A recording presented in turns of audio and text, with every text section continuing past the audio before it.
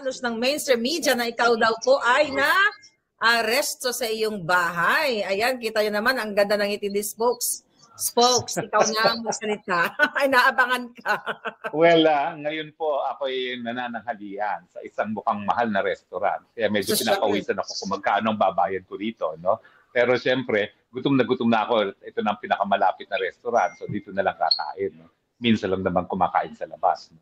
But anyway, maraming salamat sa lahat ng mga nagpakita ng suporta, lahat na nagpakita ng pagmamahal. Ang aking mensahe po, maraming salamat at hindi ko po makakalimutan ang inyong pagmamahal at suporta. Pero taliwas po sa mga fake news, wala pong nag-aresto sa akin. Ako po ay malaya ngayon dito sa Dahig, nakikita nyo naman. At ang kwento po talaga ay dito po sa Europa, pag ikay nag-apply ng asylum, meron tinatawag na Dublin Rules. Yung Dublin Rules ay yung bansa na nag-issue ng visa ay ang siyang dapat magbigay ng protection sa inyo. Now, sa kaso ko po kasi, ang nag-issue ng visa ay Austria. Kaya, nagkaroon ng desisyon ng Netherlands na Austria ang dapat magbigay ng protection at kaya nga po, Austria ang dapat ng aking asylum case. Okay. Asylum, no? So, yan po ang mga pangyayari at ako naman po, no, nung sinabi nila na Austria magbibigay ng proteksyon, ako naman po hindi tumututol kasi alam ko naman po na kahit saan ako pumunta sa Europa, ako naman po ay mapapatunayan ko yung paglilipit ng gobyerno ng Pilipinas. So, ang kwento po talaga, nag-book po sila ng flight para sa akin from Amsterdam to Vienna. At ako po ay talaga namang sumakay ako ng eroplano, no? Kaya lang po kasi itong mga nakalipas na mga panahon, no, nung at 30 ako po ay nagkaroon ng major surgery at kahapon nagkaroon ako ng minor day surgery. Oo, yung pareho kong doktor ay nag-issue na certificate that I am unfit to fly. Ngayon, ang problema, yung immigration naman ng Netherlands, meron din silang doktor na nag-issue ng fit to fly. So ako, dahil masunurin naman ako, ayaw ko namang isipin nila na ako ay sumusuway sa mga otoridad dito sa Netherlands. Nung sinabi nila na ibubok nila ako ng flight, edi sabi ko, sige. So, nag-alsabalutan na ako, sinarado ko na yung aking apartment, at tuwan-tuwa pa nga ako na ang dami kong extra luggage na binayaran ng gobyerno ng Netherlands. Sabi ko, wow, siguro mga 2,000 euros ang natipid ko dito dahil sila nagbayad lahat ng aking excess luggage.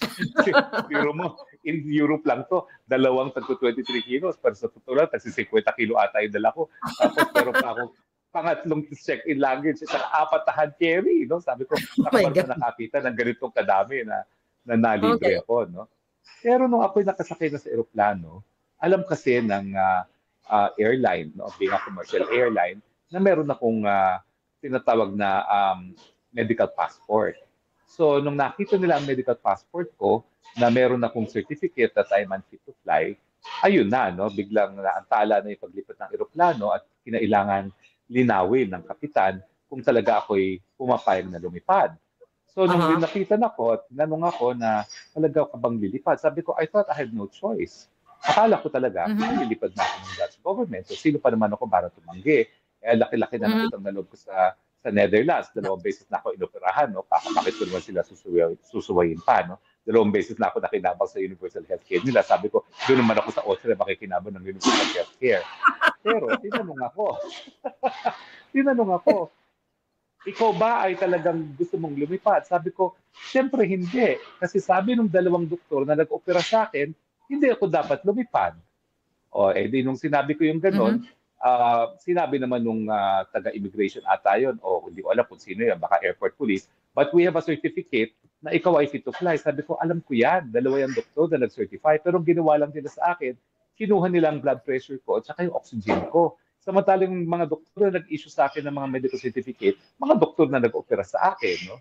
So anyways, to cut a long story short, pinababa ako dahil in the end, of course, yung paniniwala ko talaga is what prevails. No, sinong paniniwala ko? Is sarili kong doktor na nag-opera o yung doktor na kinuhanan lang ako ng blood pressure at ng oxygen. So, hindi po ako natuloy sa flight sa Vienna. Dinisembark po ako at buti na lang yung mga nagmamahal sa akin, mga Pilipino na mga taga-Hague ay hindi pa ako iniwan sa airport at nagsasama-sama kami ngayon at magtatanghalian na nga. Yes, folks, kasi 4 hours ago, no, syempre mga nagmamahal sa'yo, sobrang dami, kinakalampag talaga ako. Maharlika, totoo ba yung balita na nadampot ka daw? Ito nga ang sabi ng Billionaire News, I don't know kung nabasa mo na to.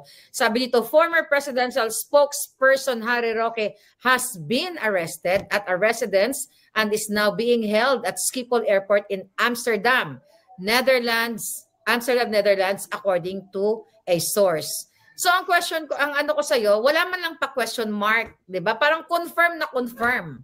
Doon, based doon sa kanyang source. Ang question ko, sa tingin mo, saan nanggagaling itong not only bilyonaryo, ang politiko at iba pang mga news media. Sa tingin mo, saan nanggagaling itong mga source nilang mga fake news? Eh, di dun sa best friend nating Bangag, siyempre dahil linilihis niya yung issue dito sa number 4 and number 5 revelation ni Zaldico na meron pa 50 billion insertion din itong si presidential son Sandro Marcos, no? Eh syempre pinipilit nilang ilihis lahat ng issue away dun sa paratang ni Amy na bangag nga ang ating presidente at saka talagang nagre-reiterate at inuulit-ulit ni Zaldico na talagang ang mastermind sa corruption sa flood control projects ay walang iba kundi ang ating presidenteng Bangag. So, ayaw nila na ang atensyon ay nakatutok sa kanila. So, humahanap sila ng panglihis na issue. Sorry na lang po dahil taliwas sa mga kinakalat ninyo. Kakain na naman po ako sa masarap na restaurant at hindi nakakulong. Kaya nang sinasabi ninyo. Oh my God, kakain ka na naman sa Michelin star. Ay, hindi naman Michelin star. Kasi baka mamaya magugas ako ng plato. Sa Michelin star. Hindi kaya ng powers. Smokes kasi, sa totoo lang, alam mo, nag-uusap tayo na monitor ko ano yung mga galawan mo. Hindi mo ba alam, meron akong invisible tracker na nilagay sa'yo.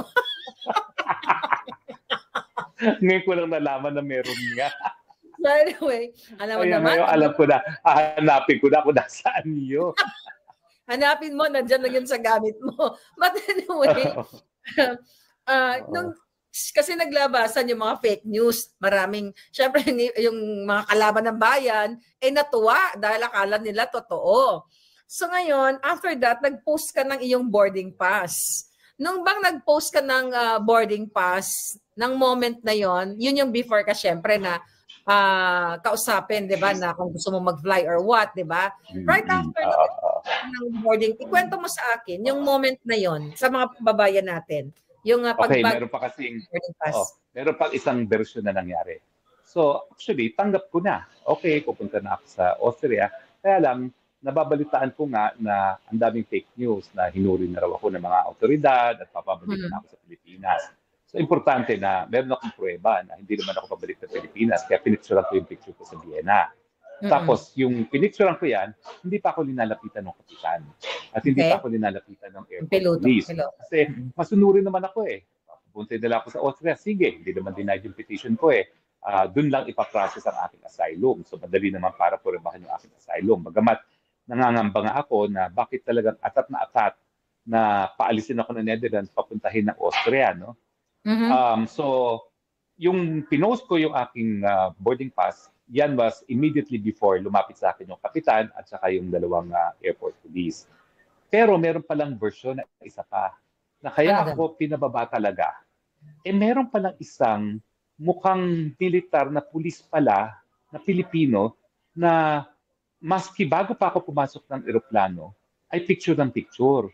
Napansin na pala yun ng Police Netherlands. Okay. Na, kasi hindi ako dumaan sa usual way eh. Hinatid ako ng kotse, tapos pinaakyat ako ng eroplano, diretso na sa tube. Doon pa lang pala, meron na nagpicture sa akin na mukhang sundalo o pulis na Pilipino na naka-business class pa. So anyway, wala akong alam. In fact, ngayon ko lang nalaman ito. Ngayong nakalabas na ako ng airport at kakain, ngayon ko lang nalaman ito. Yan pala isang dahilan kaya ako pinababa. Kasi, oo, talagang inakos ng pulis pala yung Pilipinong yun. For security reason. Oo, at talagang tinignan ng telepono at kumpirmado na kinuhanan ako ng video na 10 seconds. At pinabura. So, ang sama ng loob ko, bakit nila pinalipad yung taong yon? Dapat hindi nila pinalipad dahil as an asylum seeker, alam naman nila na may banta talaga sa buhay ko, no? At yun Okay. talaga ay pruweba na parang ang gobyerno natin ay talagang naglagay ng tao para subaybayan kung saan ako. At hindi ko alam kung ano pang plano nila kung ako'y nakarating ng Austria, no? Pero yun pala yun. After the fact, report sa akin na paakyat pa lang ako ng eroplano, merong isang mukhang sundalong Pilipino, pero naka-business class, na kuha ng larawan ko. At merong video. At kinumpirma Yeah. sa akin na tinignan ng telepono at merong 10-second video nung aking pagpasok ng eroplano. Eh ako naman, iniisip ko naman, baka meron lang yon, no? Oo. Pero ang description is military looking na Pilipino, no? Well, anyway, yung Actually, Pilipinong yun, hindi bumaba ng eroplano, tumuloy. no, Kaya pala, inabangan nila kung bababa rin yung Pilipinong yon. Kasi nagtataka ako, bakit sabi ko, ba't ang tagal? Pinababa na ako, ang tagal ng mga pulis. Yung pala, inaabangan nila kung bababa rin yung Pilipinong yon. Hindi naman bumaba. alam mo, Spokes, actually, nung nag-usap tayo kanina, di ba, dapat i-air kita, naka-live ako. Tapos, yun yung inano ka na, in-offload ka na, di ba?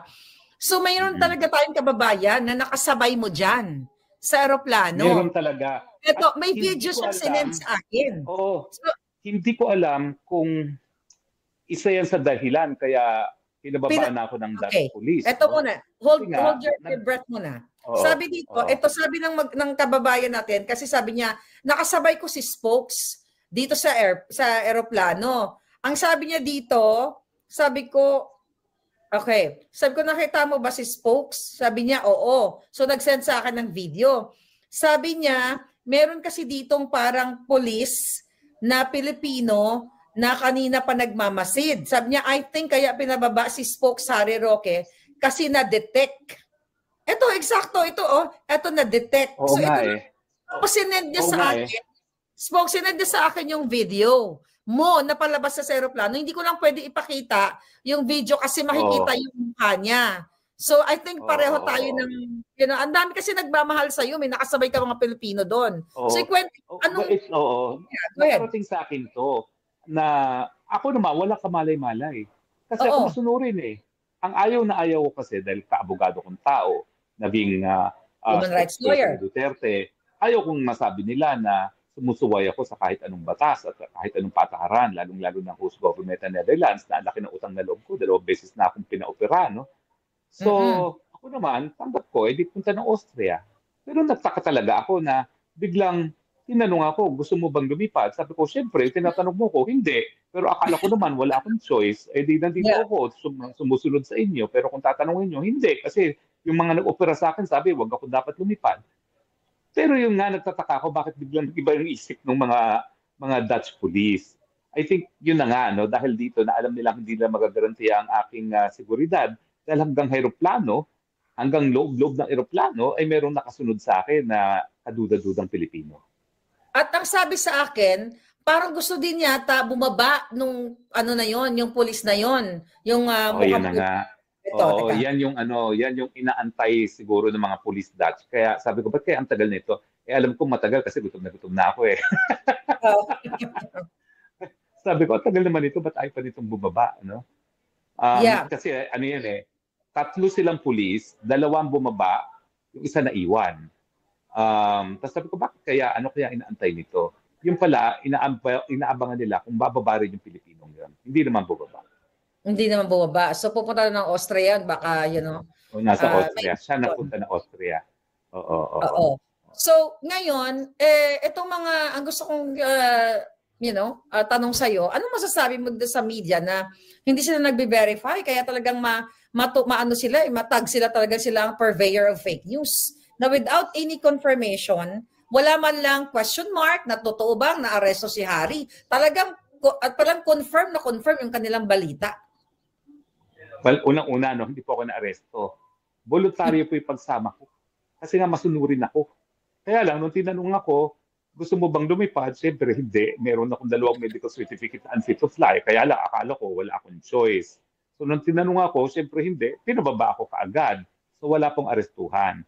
Pangalawa po, buong buhay ko po, inalay ko na doon sa karapatan ng malayang pananalita at malayang pamamahayag. dahil naniniwala po talaga ako sa importansya nito mga karapatan nito sa demokrasya dahil wala namang kahit sino na may monopolya sa solusyon ng mga problema natin sa malayang pananalita at pamamahayag, mahahanap natin siguro solusyon dyan. Pero sana, hinihingi ko sa ating mga kapatid sa media, halos ang dami-dami ko naman naging kliyente dyan sa media na yan. Na kapag sila nadidemanda ng libel, pag sila sinusupil ng mga matataas na tao, akong tagapagtanggol sa kanila, sana naman, with the freedom comes responsibilities. Maging, ano naman sila, responsable sa pagbabalita. At kung walang kumpirmasyon, sana, wag mo na ibalita. Spokes, kasi nagkaroon ng balita din na talagang na-cancel na raw talaga yung passport mo. Totoo ba? May nakarating bang notice sa mga law firm mo sa Pilipinas o sa address mo na mayroong letter for your passport cancellation? Kasi puro media news lang, wala yung actual ng cancellation of your passport.